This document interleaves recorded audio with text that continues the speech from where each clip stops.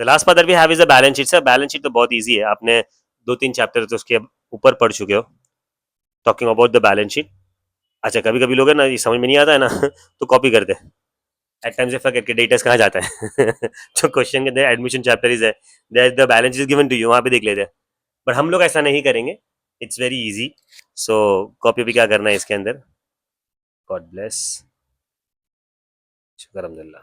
So this is the assets and this is a perfect some.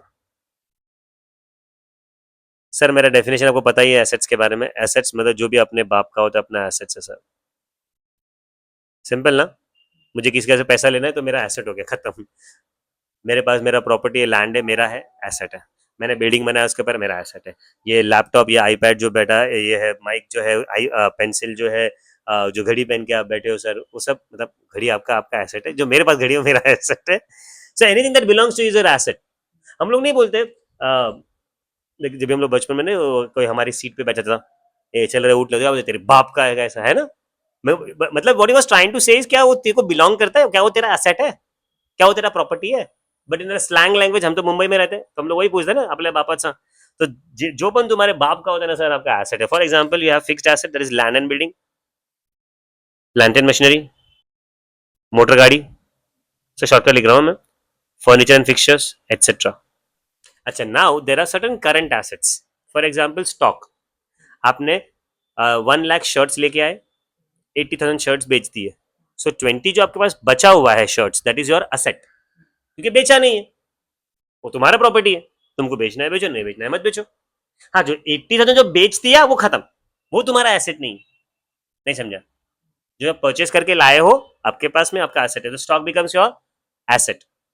Closing stock जो हम लोग पढ़ने वाले आगे। डेटर्स, सर आपको पता है डेटर्स के बारे में भी, डेटर्स आर द पर्सन जिसको हम लोग ने उधार पे गुड्स बेचा है, मतलब उनसे मुझे पैसा लेना है, I have to receive money from him. मतलब समझो अंबानी सर को मैंने 1 लाख रुपए का गुड्स बेच दिया, मतलब अंबानी मेरे लिए डेटर हो गया, मतलब अंबानी मेरे लिए एसेट हो गया, not with other amount but only for 1 lakh rupees. मतलब I can catch his collar and tell me 1 lakh रुपए दे मेरे को, बिकॉज मेरा पैसा उसके पास है, तो he is an asset. Ambani मेरा नहीं हो जाएगा, काश हो जाता है ना, या मैं उसका हो जाता, बट अलास। तो डेटर्स इज एन एसेट, जितना पैसा तुमको मार्केट से लेना था। Bills receivable again is an asset. Debtors and bills receivable को डिफरेंस होता ही नहीं जनरली, तो ऐसा कि देखने जाए तो बिल्स रिसीवेबल। सर आपके जेब में पैसा पड़ा हुआ है ना, कैश रोकड़ा, वो भी आपके लिए क्या हो जाएगा, क्यों, क्योंकि तुम्हारा पैसा है वो। तो stock, debtors, cash balance, bank balance, bills receivable, prepaid expenses and asset sir. आपने पहले पहले किसी का पेमेंट कर दिया, क्या बन जाएगा आपके, नहीं समझा, पक्का।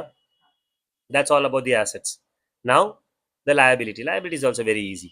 लायबिलिटी मतलब, सी एसेट्स मतलब माय प्रॉपर्टी, मेरा हक है उसके ऊपर, एंड लायबिलिटी मतलब किसी और का प्रॉपर्टी, पक्का।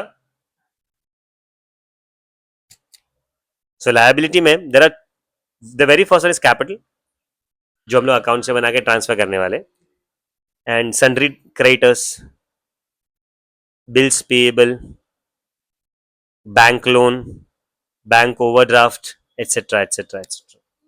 सो आई होप यू अंडरस्टैंडिंग, मैं थोड़ा सा रफ में लिख रहा हूँ, जस्ट एन रिविजन, करेक्ट ना। This is the balance sheet, and balance sheet is always on a particular date. Sir balance sheet is not a personal, not a real, not a nominal account, it is a statement. Balance sheet is not a account, it's a statement. अगर थोड़ा सा हम लोग अच्छी level पे बात करें तो I would say balance sheet is a statement which has a list of all the real and personal account. Balance sheet can never have a nominal account, balance sheet can never have a, it will always have personal and real accounts का लिस्ट है, वो खत्म। Sir this is about the chapter, sure है। इसके बाद में capital account आएगा and then we are good to go with the posting वाले क्वेश्चंस। चलो आगे बढ़ते हैं।